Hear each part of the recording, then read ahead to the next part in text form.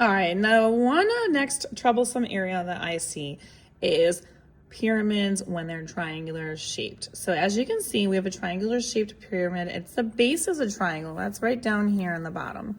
So hopefully you can see that part. And then it's a pyramid because it's wider down the bottom and it gets pointy at the top. So I know it's a pyramid in that case. So this happens with pyramids and cones where they are wider down at the base and then it gets pointy to the top. So the basis of that formula is really taking the formula that you originally start with. In this case would be a triangular based prism, and you're just dividing that answer by 3 because there are 3 of these would take to fill in the same size if you had the same base and the same height in a prism. But since it's a pyramid, pyramids are always divided by 3. So whatever your base area is, in this case, we have a bunch of numbers here. We have too many numbers and we don't need all of them. We're looking for the base of that triangle and the height of that triangle. We're always looking for a right angle with that. So we're looking at this, the only 2 pieces that we have that are helpful are these 2 pieces right here.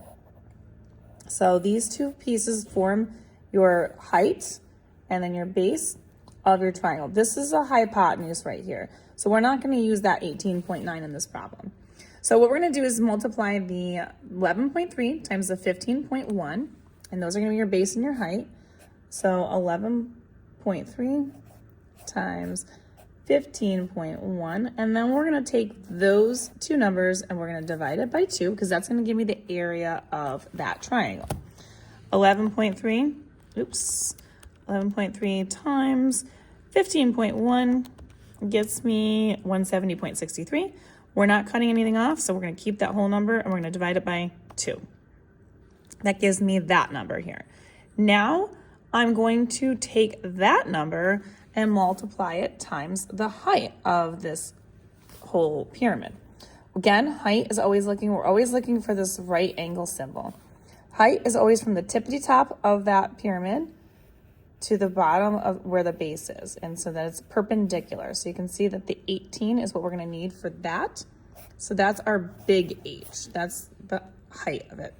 So far I've got the whole top up here, written right here.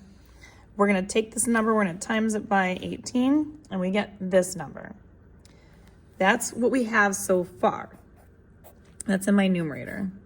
And then my last step is to clean it up. Because it's a pyramid, we're going to divide by 3. So divide by 3, and we get the answer of 511.89. Now, I always round things to the nearest tenth. So that means I need to take that 8 and decide, do I keep it an 8 or do I round it up to a 9? And because it's a 9 right after it, we are going to round it up. So my answer is going to be 511.9, and this is in centimeters, and it's cubed because we're talking about volume. If you want more questions like these, find them on my YouTube, Instagram, and TikTok at U1Algebra. All these are located in my playlist of volume problems. And don't forget to save this for later, like it, share it, and follow it for more.